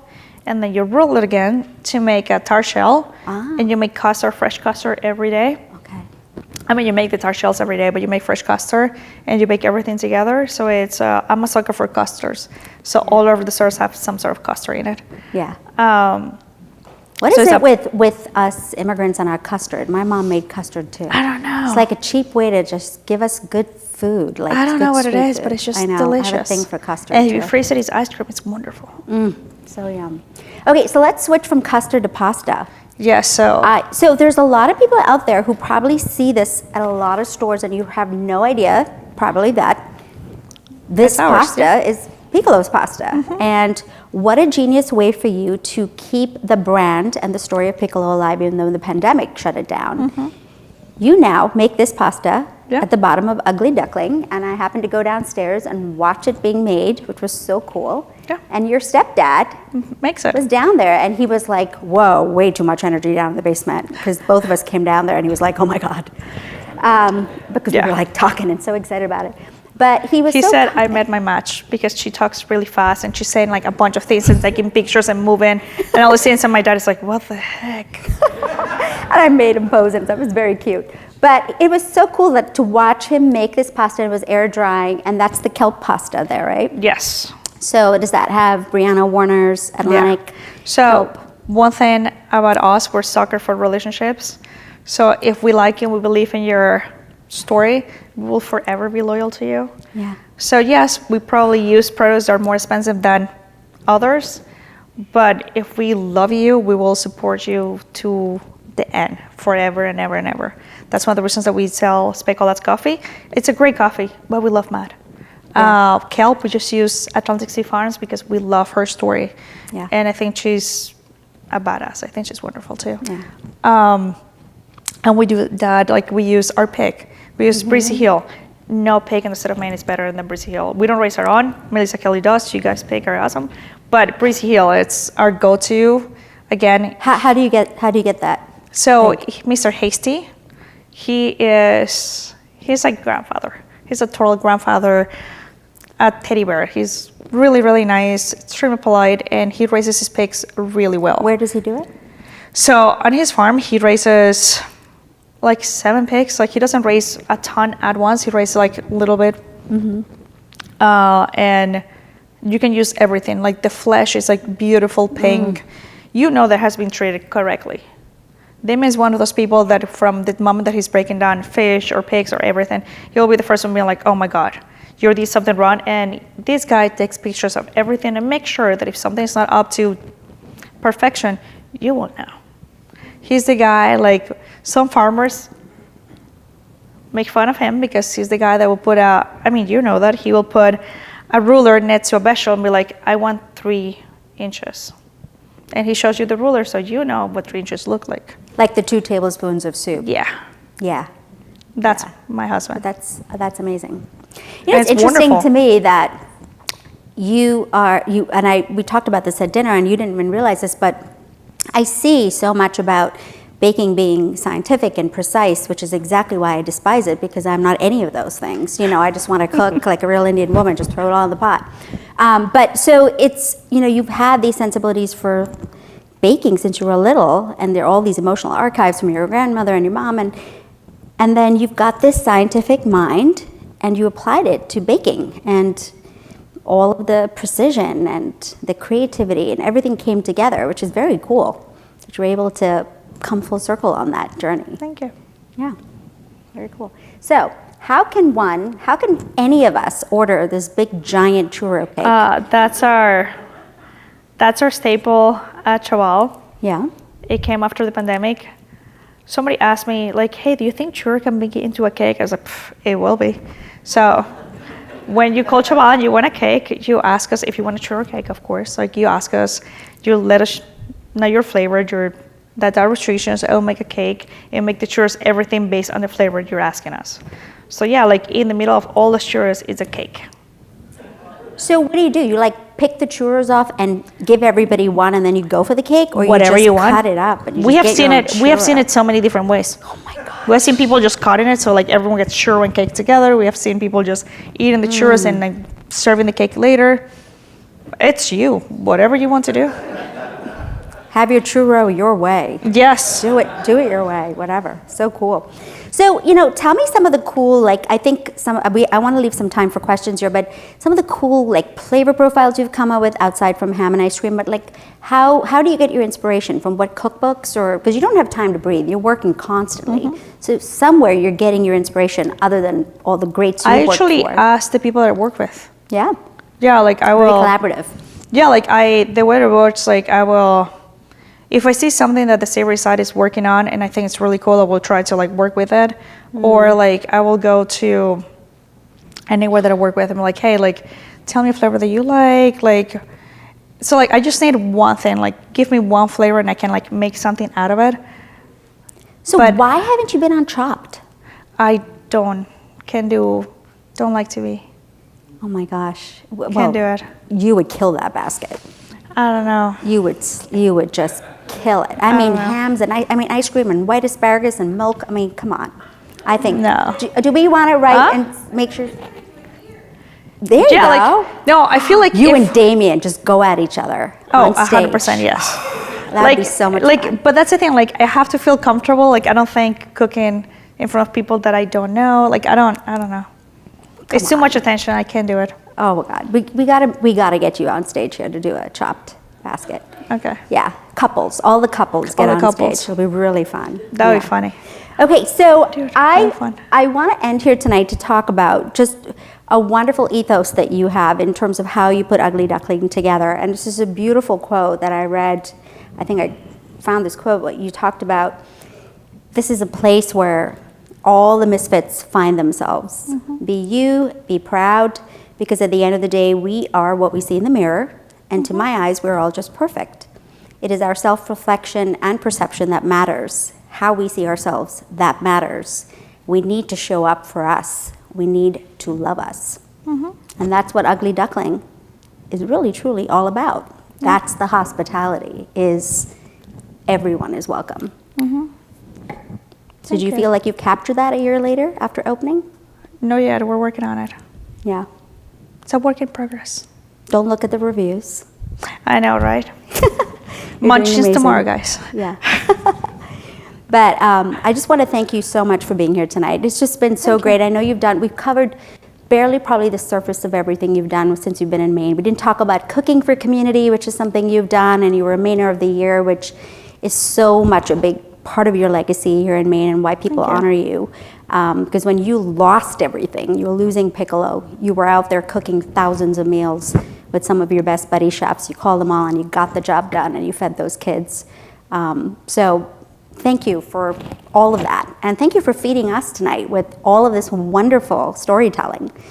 because we all know that it goes way deeper than churros for you. So Thank you for asking me to be here, and thank you for everyone to show up. Yeah. Thank you. Thank you. Let's give her a hand. Thank you. I have lost all sense of time. I don't even know what time it is, but if we can take a few questions for Q&A, I'm going to repeat the question and you're going to answer it. Okay. And then, of course, we'll let you go and have fun with the audience because I'm sure they all want a piece of you. But does anybody have any fun questions or comments or anything like that for Ilma that we didn't cover tonight? On the churro cake, what kind of cake is on the churro? Whatever cake you want. Yeah. Whatever you want. Yeah. So that's cool. Like we can call and order whatever. Yeah. So like both restaurants, we do custom orders. So you literally just call, and it doesn't have to be a huge custom order. We do cakes for one person. We do individual cakes, 2, 3, 4, so forth, and it's custom. So like you just tell us your flavor, and we just make it. It's amazing. That's like the downfall. Like we don't have a cookie cutter thin. Yeah. It's all about based on what you like, and we cook it. Do you make flan? Yeah. Oh my gosh. We call quesillo though. Sophia, what is that cake I love? The one that you made, the dulce de leche. Yeah. Can you make me a... Yeah, because I couldn't get a seat on your cruise and everything for my birthday. Dulce de leche, it's so at the Duckling we make all our syrup. So one of our syrup lattes is dulce de leche that we make it. Yum. That's what I'm ordering for my birthday. Okay. Dulce de leche. Awesome. Any other questions? Hi. Have you thought about using other Venezuelan dishes like pequeños or pan de jamón? We sell them at the restaurant. Yeah. What is it that you sell? So pan de jamón, so she's asking like if I thought of making other Venezuelan things. So pan de jamón, we sell it during Christmas. What is that? Pan de jamón, it's a rolled bread. Think about like a milk bread base. So it's like really soft, and it's rolled with ham, raisins, and olives. My mom likes it with bacon. My cousin likes it without raisins, but cream cheese. So like it's a big thing in my family, and that's something that coming December 1st, my mom always needs to have it weekly. So we do make it. Yum. Is that like street food or like a traditional dessert? No, that's a street food. Like everyone, December 1st, every household has it. Why? What happens on December 1st? It's Christmas. Like for us, like for us, Christmas. Let's go. Christmas time. Like Let's start baking. No, we're big on. We celebrate anything. Back home, we celebrate anything. Just give us an excuse. We celebrate it. We celebrate everything. I love it. And everything is food and alcohol, right? That's our go-to. Food is our thing. Love it. Hi, I tried to dig up the menu, but like 2018 you did. Well, my question is, are you doing more pop-ups? How do you like them, and what are some of the more interesting ones? I did one where you did something with Jordan Rubin. In 2018, I think I ordered all 14 things on the menu. You came out with a dessert, it was remarkable. And so I was wondering if you're doing pop-ups or if you're too busy. So he's asking if we're doing pop-ups. Yes, we're open to anything. My biggest flaw is that I can't say no. I'm working on it, so I always say yes to everything. So yes, we're doing pop-ups. That with Jordan, it's before they open Crispy Guy and before they open Barfudo. So yes, so it was like their thing, and we give them Piccolo as their best seller for them to start trying the stuff out, and it was really, really fun. It was great. So yes, we do pop-ups. We actually just did one last Sunday. We cook with Devin from Aragosta. Oh yeah. Up in Deer Isle. If you guys haven't made it to that restaurant, please go. It's a beautiful, beautiful place. Our food is delicious. It's a gorgeous place. Yeah. So yes, like we tried to cook with each other as much as possible. Where would be a place that you and Damien would want to go to dinner in Maine on your date night?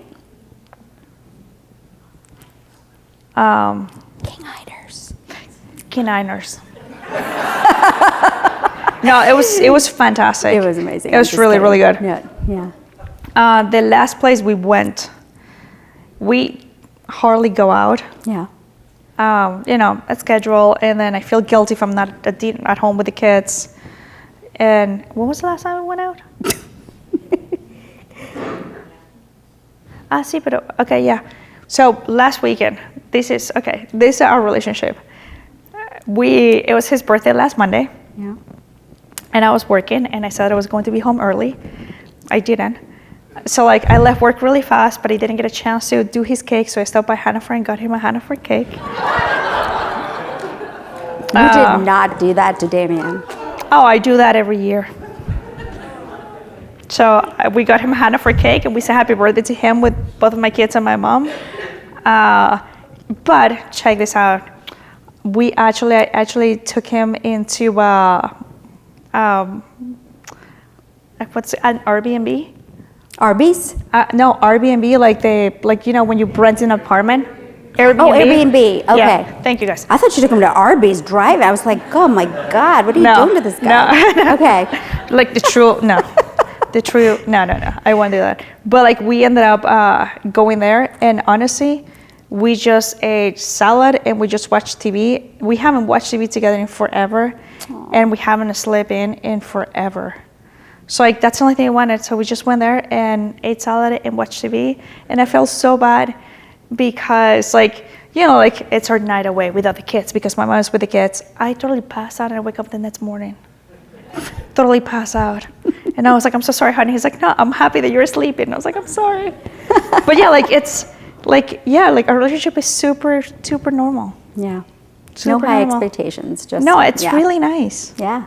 That's awesome. That's really nice. We knock on wood, it's pretty nice. So where would you like to eat in Maine together? God, we have this, every year we have dinner with Erica Archer and Anestas for their birthday. I just go there because I'm the plus one, but the three of them has birthdays back to back, her, Anestas, Damon, and her, and we go to Wayside Tavern. It's right, 5 minutes walk from Chaval, and it's fantastic. Yeah. It's really, really good place. What else? It's a bunch of places that I want to try. Like I want to try Nina June. It's supposed to be awesome. Mm-hmm. I haven't been in Primo in forever. Oh my God, what's this? They just opened not too long ago, and it's supposed to be fantastic. I would love to go to Madness on Water. Haven't been to Madness on Water. Yeah. Like there's so many places in town, or not in town like Portland, like in our state that I would love to go. I just haven't been able to. Yeah. If you it's hard for us to go anywhere. If you guys drive up, go to the quarry. She'll just make you a chocolate cake. It won't be from Hannaford, I promise. I was going to say, everyone says nothing but amazing things about the quarry. Yeah. Yeah. She's amazing, and she was sitting here telling us all about the chocolate cakes that she makes with gold on them, because she awesome. just loves it. No, but that's the thing, and that's something so the English muffins from the Duckling started this way. You cook everything from scratch in the restaurant every single day from scratch for everyone. And then when you go home, you eat the worst because you literally eat the first thing you find. You're super tired to cook. I buy pre-made bread for my kids. I don't make it from scratch, but I wake up at 3 a.m. for everyone, or I get to work at 3 a.m. for everyone to get fresh bread. So the English muffin started that way. I felt really guilty of giving my kids store-bought bread, so I started making English muffins at home. And then Damien really likes them. I started spreading around to other people, and then other people were like, oh my God, I really like this. And then one of those people was Erin French from The Lost Kitchen, and I started giving English muffins to her. And then Damien's like, dude, our investor, Brian, he's like, you know what? I froze them, and I took them out, and I toasted them, and they taste fantastic. Yeah. Why you don't sell this? And when you tell Damien, hey, I have this great idea, and the two of them start talking about an idea, then I am executing English muffins. So. They are the best in class English muffins. No, I saw how many steps you had to go through just to make them. Yeah, so I tried it. It was just our English amazing. muffins don't have a semolina. Semolina is not part of your recipe for the English muffins. So semolina is what you use around the English muffins to make sure they don't stick. But to me, if it's not part of your recipe and you're using it as, it doesn't stick, it kind of doesn't belong to it. So what we do is we roll each of them by hand, and we put them in these little papers. So when we cook them individually, so they don't have any dry mouthfeel that semolina sometimes have. Yeah. Like everything is just like beautiful and perfect sear outside. And then we just finish it in the oven, so they're just cooked just right, but not too dry. The crust has to be like a really thin crust, so you get to like toast it more if you want to, or just eat it right away. Like, Yeah, I'm a fool. I should have walked out there with like dozens of them when I could have. Like I should just bought them all and put sell them in my freezer. Yeah. And we have like this monthly rotation. So we do our base flavors are buttermilk. We do our vegan and gluten-free one, but we do buttermilk, we do rye and caraway, and we do everything English muffin. And the month flavor for February was our wild Maine blueberries. We have partnerships with the Wymans, so they do blueberries, they do wild blueberries. And one thing that is pretty cool with Wymans is they know how much we love the kids and how much we believe that the school lunch has to be better. So usually they pair money-wise what we raise, and they donate that to for school. So that's pretty cool with them. So your wild Maine blueberry muffins raise money when people buy them from the restaurant. That's very cool. So it's pretty cool. We do stuff like that. So our flavor was wild Maine blueberries, and then they were filled with lemon, curd, and whipped cream cheese. So they're like, we want to get like this grab and go, like lunchable type, again from scratch because it's better. Made every day, no chemicals in it. And our flavor for March that I'm going to make tomorrow, just a test batch, it's going to be our bacon. So it's going to be crispy bacon and pickles for the English muffin.